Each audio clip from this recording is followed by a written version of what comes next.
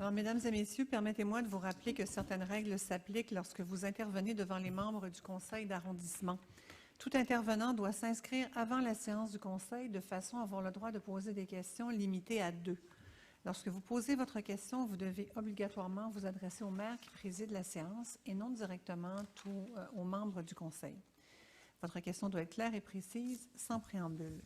Vous devez être poli et respectueux envers les membres du conseil. Si vous ne respectez pas ces règles, vous serez invité à vous retirer et à quitter la salle du conseil. La prise de photos, de vidéos et les enregistrements sont interdits sans l'autorisation du maire. Ladies and gentlemen, allow me to remind you that certain rules apply when you address council members. Each individual is requested to register prior to the council meeting in order to have the right to ask questions not exceeding 2. When addressing the council, you have to direct your questions solely to the mayor presiding over the council meeting and not directly to any council members. Your question has to be clear and precise without preamble. If you do not respect these rules, you will be asked to retire and to leave the council chamber. Taking pictures, filming, and recording are forbidden without the mayor's authorization. Madame Heidi Magui.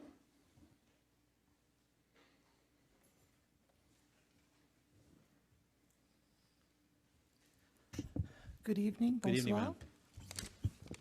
I would like to start off by saying I had the pleasure of meeting you last spring during the urgency of the flooding, and you really struck an impression.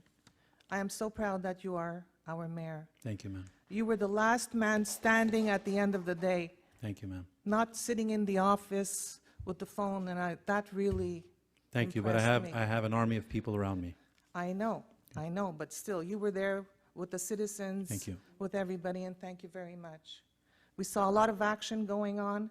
I even fed the army. I made Hungarian pancakes, and I gave it to the army. If only we knew, we'd be there too. I brought some food there for everybody. Anyways. So the reason that I came here is because I feel very passionate that the citizens should have a nice garden like St. Leonard, and it brings people together and makes people happy. I know you mentioned the budget. Maybe there'd be a little bit of something just to start off little, and it could grow over the years. Because here I have a list. Everybody has, except Saint Geneviève and Pierrefonds-Roxboro. What's your question then, ma'am? If you can consider somewhere a little lot so that the citizens, whether you want to rent it out. I'm glad you posed that question, because this is something that we've been looking at for the last number of years. There was a program in Montreal that was offered at one time. We even went to the citizens through our Revue Municipale, that booklet we send out door to door. We put information on our website where we ask citizens to identify locations and some that would be interested in helping manage a site like this, for example. We did have, and I'm glad you said that because you're listed now as one of the folks that are asking questions, so we'll keep that in mind. It's not a lack of desire or will to do this in our borough, because I personally, and I know council shares this opinion, that I think it's, even with people that have their own yards, for example, it creates a social gathering for people, common-minded people, that like-minded people that want to share in some of their expertise, whatever that may be. And I know it works in other communities because I visited many of them. And we do have one, and we did have one actually in Roxboro, which was on Gouin Park, right off Gouin and 2nd Street. And that was designed initially, we were looking at the time for the two buildings that sit on Gouin in front. 10309 and 10301 are the addresses. And that never materialized. So what we did was we gave that patch, if you will, the fenced-in area that we cultivate every spring. We amend the soil, and we gave that to the local nonprofit organization, which was West Island Black Community Association, to use as part of their Skill Links program. And they were able to apply some of these methods and teach some of the younger people some of the stuff that they maybe would not even be interested in. That didn't work out as well as we wanted, especially in the recent years. And so we're exploring right now with possibly giving that garden to another nonprofit organization. And I know I have Christian Akkad in the hall who manages our Eco-Quartier. I'm dropping the bomb on him now because he doesn't know it yet, but one of the associations that we're looking at in managing this may require some support and help to get this started at some point. So we will be reaching out to the other organizations that specialize in this kind of thing. But I rambled on about it because I'm passionate about it as well. But we have identified some areas as well within the borough, and I'd be happy to sit down and meet with you. And maybe if you have a location already in mind, we can discuss it together. There's a lot of land that people cannot build on now. Well, that's the thing. And whether you can't build on it and being available to put a community garden are two different things. And so that's why I'm saying if there is an area that we've also looked at, for example, Pierrefonds West, they're doing the consultations next week, for example. On Tuesday, I believe, Tuesday night in Ile Bizarre is the first consultation meeting. The City of Montreal is. And so they're asking for citizens to go back to these meetings and suggest possible usage for these properties. And so that may be a place for you to attend as well. And if you don't, whoever one of us participates in that event, we will make sure that we will bring it there, because I know that there was some discussion about some of that land being utilized for agricultural purposes. And so that might be something that would be perfect in that location, for There's sure. 100,000 square feet 5 minutes from here. Right. Right on Gouin and the corner of Saint-Jean. That would be, Gouin and Saint-Jean. yeah, there's a big lot there beside Okay. the Marina Center. Yeah, but and that's private land. Oh, it has to be with the city? Th- Well, that's maybe pri- you might want to buy it, I don't know. Well, look, these are, look, we have many options, and what I can do is when we meet, I'd be happy to tell you some of it. Madame Talbot was one that spearheaded this whole idea actually a couple of years ago, and we'll be happy to meet with you, ma'am, and tell you some of the areas that we had thought of at one time and some of the limitations that we have as well, so you can maybe better understand what we can and can't do on land that's available. Yes.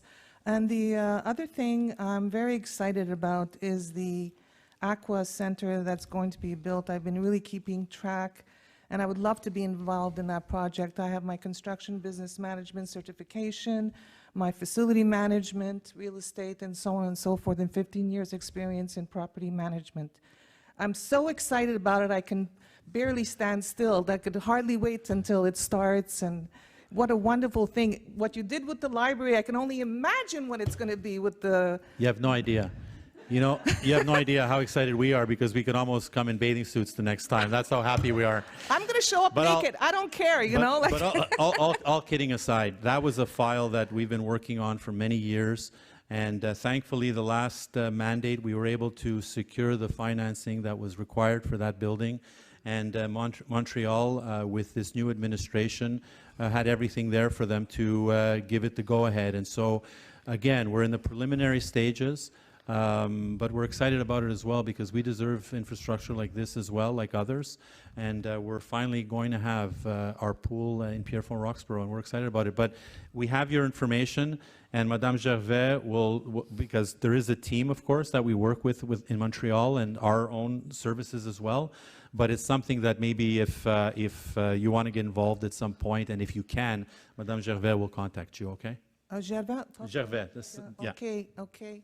Well, thank you very much, and keep up the good work. Thank you. You have a great night, ma'am. Madame Martha Bond.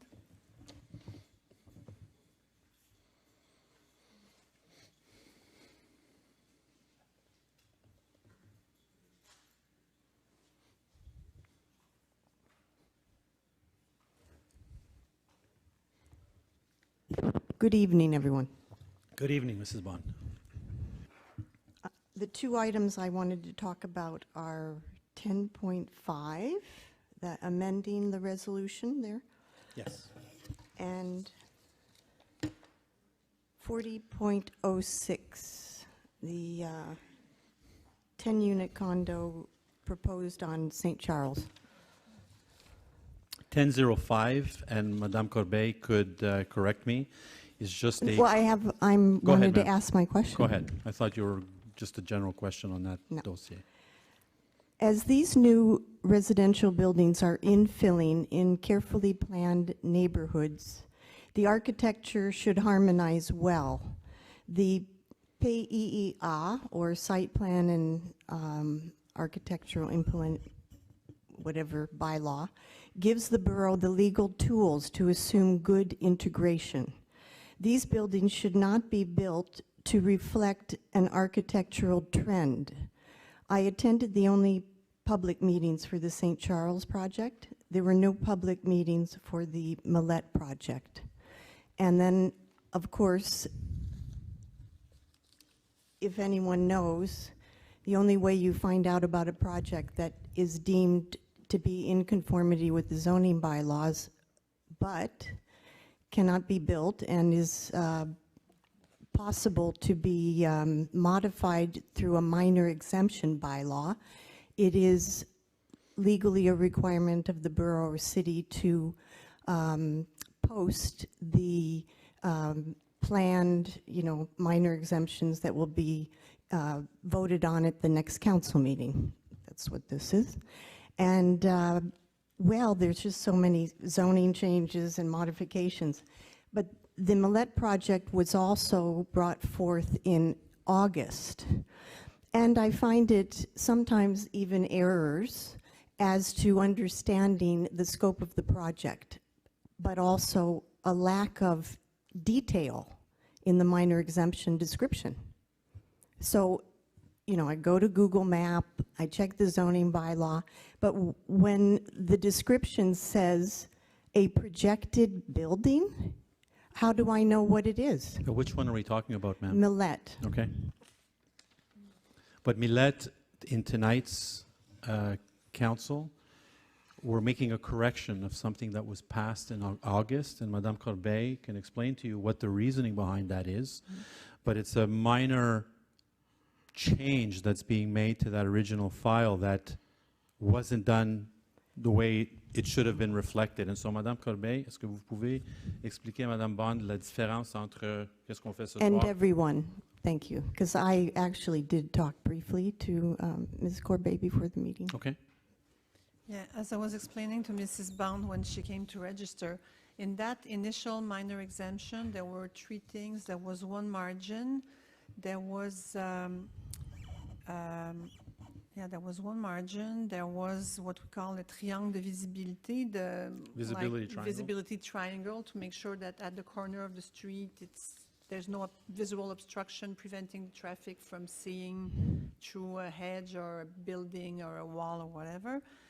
And so what happened is, what was considered derogatory was the visibility triangle, but in fact it was in conformity with the bylaw, so there was no obstruction in that triangle. What was derogatory was the front margin, actually, but the way the landscaping, not the landscaping, but the land surveyor plan was designed, it wasn't showing like this. So the actual minor exemption refers to a problem and a derogatory thing with the visibility triangle, but it should have been the front margin, which is a bit shorter than what the bylaw prescribes. So we're removing from the minor exemption the reference to the visibility triangle, replacing it by the margin. So basically it's the same plan, it's just the way it's qualified. And it's very rare that we make these types of corrections, you being someone that attends religiously our meetings. It'll be 17 years in October, Amazing. continually. Amazing. Well, what I'm saying is that probably even before us here, there were very rare times that you were doing corrections on resolutions, whether it was for any other I've reason. seen them. But I'm I've saying seen that them. it's very And rare. it is rare. That's right. And in this particular case, the explanation was clear, and what we're talking about is 1 meter difference in what was supposed to be in August of last year that was passed. So that's the explanation for that file. What was the question on the other one, ma'am, on St. Charles? But one of the problems is, I don't know, there is an address, a Millette address, so I'm Yep. assuming it's facing Millette. Yeah. There's no description of contiguous single-family housing, a multiplex, H3. There's no description here, so I have no idea what the project is, and I would just like to know if it conforms and what it is and where it is exactly I believe Ross is the intersection. Right. And then I wanted you to address my concerns about the architectural integration of both this project and the one on St. Charles, and in the future, and I have come here for 17 years about architectural integration and zoning and heritage protection. Yeah. And so has my husband, and so have other people. Yeah. And so what do you want to know regarding the architectural integrity? What is this building, and, you know, is it contiguous single-family housing? Is it a H3? How many stories is it? Is it facing Millet?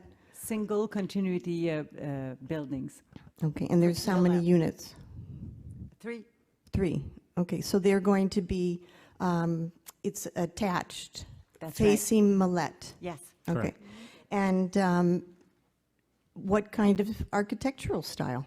Because this area is a beloved area that was developed over a long period of time, respecting the architecture of the area and the history, and no houses, they did repeat some of the same style, but every building is slightly different with brick and its own trim work. So this I would call, this is not a new development where you can make some changes, and I think that that should be a very important role of the committee as well as the council. I think the committee, Mrs. Bond, respectfully, does whatever they can to make sure that the buildings that are being built not only fit within the footprint and the area that they're designed to go, but also taking into consideration today's standards as well, and today's materials. Construction standards is No, but something else. even materials. I understand even you have to- materials. And when I look at, for example, my area, which is just around the corner from Exactly. there, that all the homes are single-family bungalows, for example. Mm-hmm.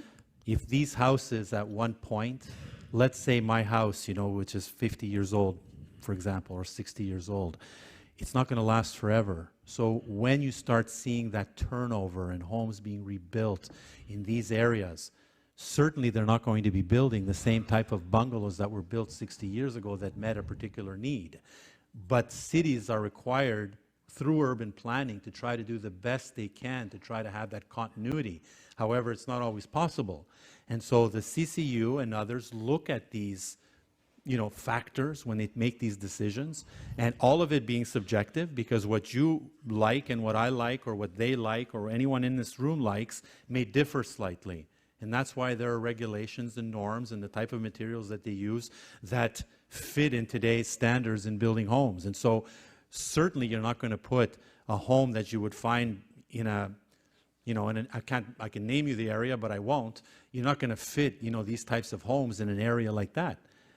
Ideally, you'd want to have it similar to the area that's there, but that isn't always possible, is what I'm saying. And the zoning bylaw allows for them to build certain types of homes that we can't restrict because the zoning allows for them. You understand? And so that is You where have it the gets- architectural bylaw. Sure. Okay? This Sure. is the tool in your Sure. toolbox. But the architectural bylaw does not say build a split level like next door to that house, or next door to that Actually, house. you do have a lot of control. But it doesn't say that, ma'am, is what I'm saying. And so when these files are presented I'm not to the talking CCU about 1.5 versus 2, But or what I'm trying to the say, Mrs. Bond, what I'm trying to plan, say, what I'm trying plan to say, per se of the but building. what I'm trying to say is that this process goes through a very strict, and because you attend them, very strict scrutiny whenever there are homes that are designed to be built in any residential area that exists already, to make sure that everything is done to try to fit it in within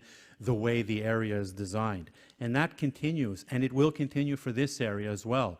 Rest assured that it will continue for this area as well. And so the services, along with the CCU members, do a great job to be able to do that. And so you're invited to attend the meetings as they go forward for these developments and voice your opinions. And at that point, that's the forum to do that, is what I'm saying. Tonight, we're passing a change for the one on Millet, as you saw, and the one on St. Charles is a project that's in the works. That's in the works. It Yes, hasn't and reached its it's final too stage. modern, it's too modern and too dense, and I went to the meeting, Yeah. okay? And it was very short, there were there was a caucus meeting after the meeting, it was cold and dark, you know? So the meeting didn't go on very long. But actually, this project was held twice, the St. Charles project, and I expressed some of those concerns. And as I said, since you've been borough mayor in 2009, almost all of our suggestions have really been ignored. That's A Mrs. few Bond, that's not fair at changes all. were At all, made. at all. I'm going to say a few No, that's not changes fair were at all. made, and I have notes refuse to accept it. that, Mrs. Bond. I refuse to accept that. We have an architectural There's committee a as well that public oversees. record on Please let me speak A on that. public record. We have an architectural committee that also oversees the architectural design for any building that goes in our community as well. So are you implying that these folks are incompetent in making decisions on behalf The of? final decision, it's a Yeah. recommendation, the final decision is the council. Are you saying that the recommendations that these qualified people have are incompetent in making these decisions? I've read the minutes. By the way, No, but that's the question, Mrs. Bond. those committees are not public meetings. Mrs. Bond, I asked you a simple question, and if you're saying to me that we should overrule every time an architectural committee comes up with a recommendation, anytime a CCU committee, anytime a CCU, we have, yes, every time a CCU committee comes up with a proposal, we overrule everything because you don't agree with it, Mrs. Bond. That's unfair to everybody that's involved in the process. So I would encourage you to continue coming to those meetings, voicing your opinion, and hopefully the people around the table are going to understand what you're saying and that they make the difference in what they're planning to reflect some of your recommendations, Mrs. Bond. But again, they are a committee of experts that decide this and recommend this to us for the decision to be made. And so you may or may not agree with it, and respectfully, you may or may not agree with it, and that's fair. But to say that since we've been there, that we don't listen to anything the citizens say, Mrs. Bond, is completely outrageous. And thank you very much for your question. It does. Thank you. Thank you, Mrs. Bond. Madame Corbeil, prochaine question, s'il vous plaît. Merci. Thank you, Mrs. Bond. Thank you. Thank you, Mrs. J'ai Bond. quelque chose à dire. Les décisions du comité consultatif d'urbanisme, je peux très bien dire en français, madame. Les consultations sont faites de façon adéquate et on prend tout le temps pour étudier les sujets, même après les consultations publiques. Et je trouve que cette remarque était tendancieuse vis-à-vis non seulement des services, mais aussi des membres. Merci, Madame Talbot. Pardon. Monsieur Mohamed Liani.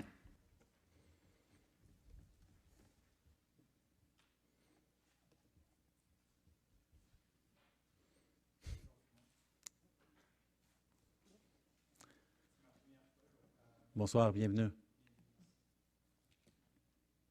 Parfait, merci. Merci. Je vous remercie de l'opportunité de vous parler ce soir. Juste deux petites questions. La première, c'est concernant ma rue où j'habite, c'est la 16e rue. Oui. Ça fait 4 ans qu'on essaye de faire des travaux. L'aqueduc, il casse au moins 3-4 fois. Il y a des gens qui ont fait des pétitions. J'espère qu'on aura un écho de la part de la ville parce que c'est impassable. En plus, quand il déneige, ayons pitié pour les personnes âgées parce que des fois, les charrues, ils passent. Et la semaine passée, quand il y avait de la glace, honnêtement, ils mettent la glace et tu vois les personnes âgées faire ça. On peut aider, mais des fois, honnêtement, si on peut avoir des petits charrues qui passent et juste au moins, dans le même trajet, un peu d'intelligence, passer, nettoyer juste devant leur entrée et puis la ville. Parce que dans les autres villes, ils passent, nettoient les trottoirs. Pas du tout. Merci beaucoup pour le commentaire. C'est très apprécié. Et c'est noté. Je connais le secteur très bien. De faire chaque entrée pour chaque résidence, c'est complètement impossible. Il n'y a pas une ville, un arrondissement qui fait ça.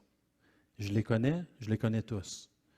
Je sais que avec la température qu'on a eue la semaine dernière, avec la glace accumulée, avec le verglas qu'on a eu, la pluie, etc., parce que je ne reste pas loin de là, c'est exactement la même chose partout sur l'île de Montréal. la seule chose qu'on peut faire, c'est de s'assurer que le contracteur qui fait le travail dans ce secteur le fait correctement. Et le correctement, ça ne veut pas dire qu'on n'a pas la glace accumulée devant les entrées, parce que ça va venir avec le nombre de fois que le charrue passe. On ne peut pas éviter ça, malheureusement. Et vous savez l'autre, si on ne passe pas pour enlever la glace et faire qu'est-ce qu'on a fait la semaine dernière, là, les gens ils vont bombarder les téléphones pour dire que les charrues n'ont pas passé. C'est difficile, c'est quand même technique et des fois, ce n'est pas évident. Mais je comprends le cas parce que vous n'êtes pas seul. On a des adresses, les gens qui ne sont pas capables nécessairement de sortir et d'enlever la glace de leur entrée quand le charrue passe. Après, ça gèle et c'est impossible de l'enlever s'ils n'ont pas de contracteur. Et honnêtement, ce n'est pas pour moi. Moi, je suis encore comprends, un peu je jeune, comprends. je peux chaveler, Non, là, non, ça me je dérange pas. comprends. Mais quand je vois des gens âgés, j'ai dit, par exemple, Tout à des fait. fois, s'il y a les petites charrues qui passent dans les trottoirs, parce qu'on n'a pas de trottoir, c'est ça le problème. Tout à fait. S'il y avait des trottoirs, les gens, des fois, tu te dis, ah, s'il y avait les petites charrues qui passent, ils pourraient juste au moins clarifier. Mais Si on avait un trottoir, on aura un autre problème avec 2 tas de glace, un sur la rue, l'autre dans l'entrée.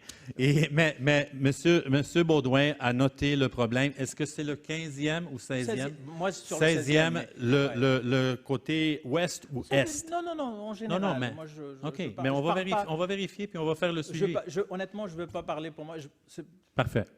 Moi, la question que l'autre, c'est sur les travaux concernant la 16e, que j'espère qu'on aura un écho parce que ça fait 4-5 ans qu'on attend. Vous Ça, savez, merci, et vous savez qu'on est très au courant de la situation dans ce secteur. Monsieur Baudouin sait très bien parce que je l'appelle souvent, Madame Castonguay aussi. On a des résidents qu'on connaît très bien sur ces rues. On a dépensé beaucoup de millions depuis notre arrivée sur les rues de l'arrondissement. On a 260 à peu près kilomètres de rues résidentielles.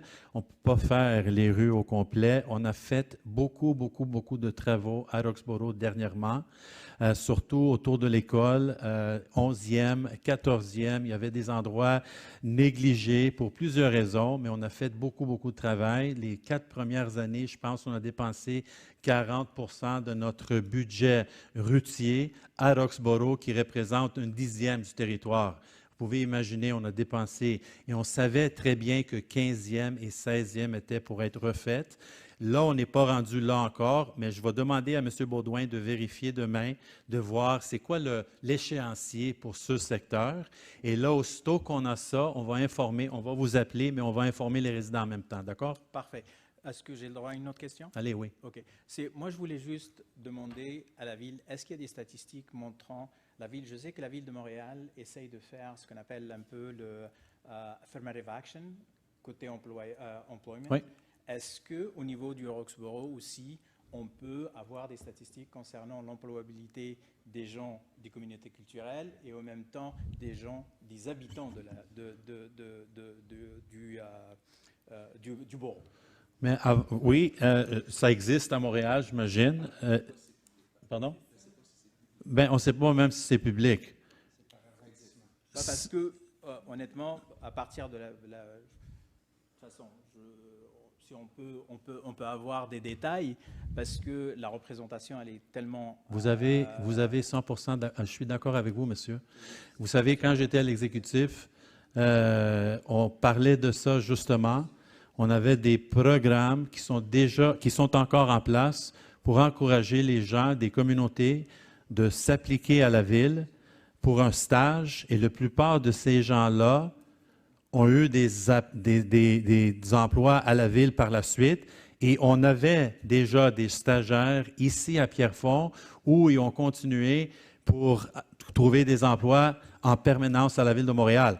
Mais, et je partage votre sentiment, ce n'est pas parfait et ce n'est pas représentatif de la population de Montréal, je vous dis, et je vous dis clairement parce que je viens d'une communauté aussi, et même ma communauté n'est pas représentée. Je vous dis ça juste en général parce que, puis les modules en place, quand vous faites une demande quand vous postulez pour un poste à Montréal, c'est pas parce que vous êtes d'une communauté que vous allez être considéré. Là, vous savez comment ça fonctionne. C'est l'expérience, c'est l'école, c'est etc. là, pour être au moins candidat. Après, c'est les entrevues, etc. Et regardez, je parle pour parler, mais la réponse pour qu'est-ce que vous avez demandé, c'est non. Merci. C'est vraiment Merci. juste Merci. question de statistiques, pas plus. Madame Castonguay, allez. Moi, j'aimerais... Je voulais juste mentionner qu'il existe un profil sociodémographique Oui. pour lequel vous avez juste à écrire profil sociodémographique pour Pierrefonds-Roxboro et vous arrivez dans une édition qui a été faite en mai 2018. Je ne sais pas si ça va vous donner Non, mais toutes est-ce les que ça- informations que vous avez parlé, mais ça va vous donner une idée des C'est ça. statistiques de l'arrondissement. Merci. Oui, les statistiques pour l'arrondissement, oui, mais pas au niveau d'employabilité. Pour la Ville de Montréal, c'est ça la question que vous avez posée. Effectivement. C'est l'arrondissement. Mais tout à... Gardez, parce que on a vos coordonnées. On a vos coordonnées. On va demander à quelqu'un de vous répondre, OK, par écrit, pour vous donner cette information-là. Ça D'accord? existe, Monsieur le maire. D'abord. Mais pour l'arrondissement, non pas spécifiquement pour Roxboro. Monsieur le maire, si vous me permettez. Allez, M. Jacob. Ça existe. Je ne sais pas si ce sont des données publiques. Je vais faire une vérification demain. On va vous revenir. OK? Je pourrais avoir un proposeur, un appuyeur pour prolonger la période de questions? Je propose, j'appuie. Merci. Pardon, Monsieur Rostit?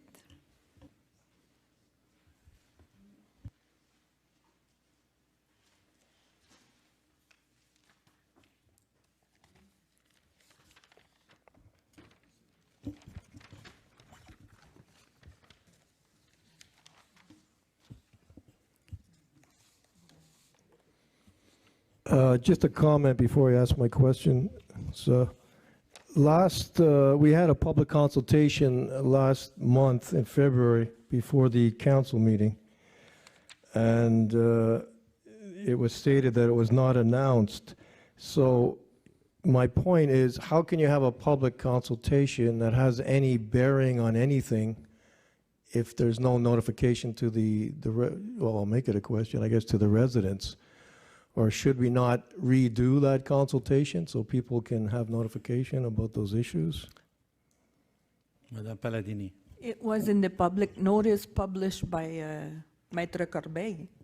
You have to read the public notice. What I added is we didn't put a special note in the on internet, but Ms. Corbeil published it in the public notice, so you have to read them, I guess, to I wonder how be many able people- to follow that. Okay, but I wonder how many people go to that trouble to It's go the down. only legal document that exists, Mhm. unless Ms. Corbeil would say otherwise. But Okay. What's your Thank- other question, Thank sir? you. My question is regarding, well, we covered the reserve bus lane, so I won't go back to that for now. Sorry, I just want to add with the reserve bus lane. Mhm. It's not perfect. No, I'm not. And I sa- suspect that it won't be perfect. And this is why I made it clear that it was, even with the STM, that it was a pilot project even on our behalf. Because we will only know once people start using it, eh? So I just want everyone to understand that it's not because it's being implemented that we're entirely satisfied with it, is what I'm saying. No, that's fine. Yeah. Go ahead, I sir. understand. 4004, where did that come from? I know it was mentioned in the past or put on the agenda or referred to. And where does the 80%, and that's draft bylaw C29-016-1, where does the 80% of that a borough councillor would be making, 80% of what a city councillor would make or is making, I guess? I'll Where let did- Mr. Gignac complete, but it follows suit with many of the other boroughs.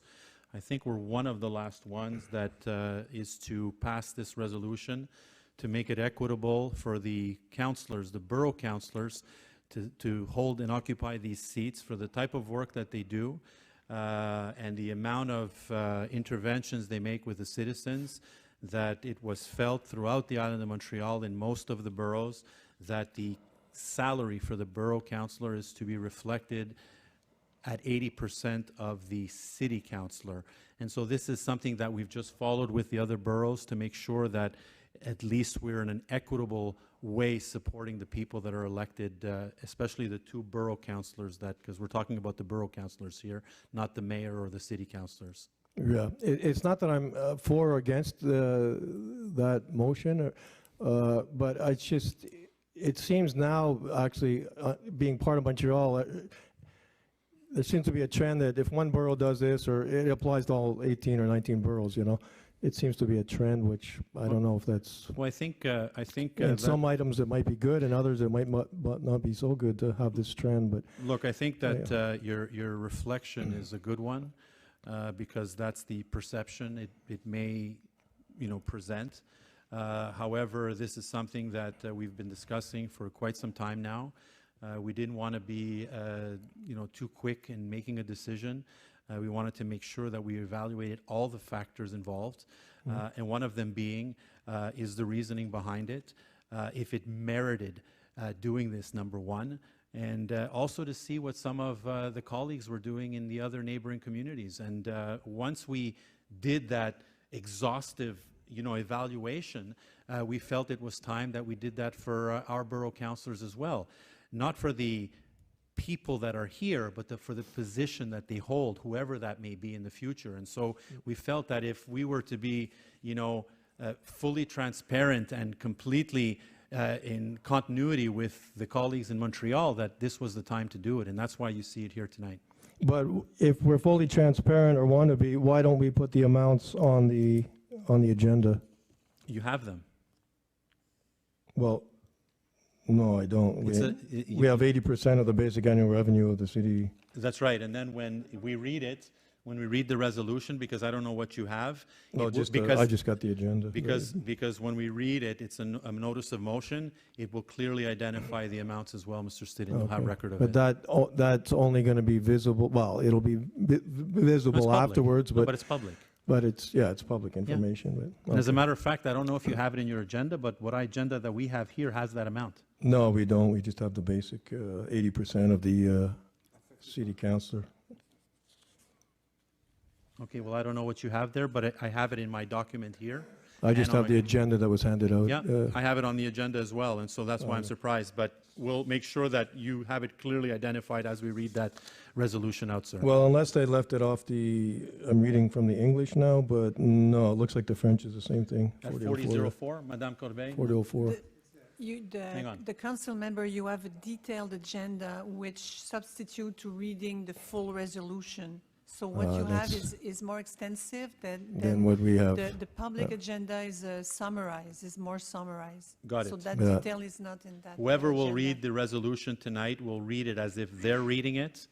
That's the public record, and we'll also identify the amounts as well for your reference. Thank you. Thank you, Mr. Stitt.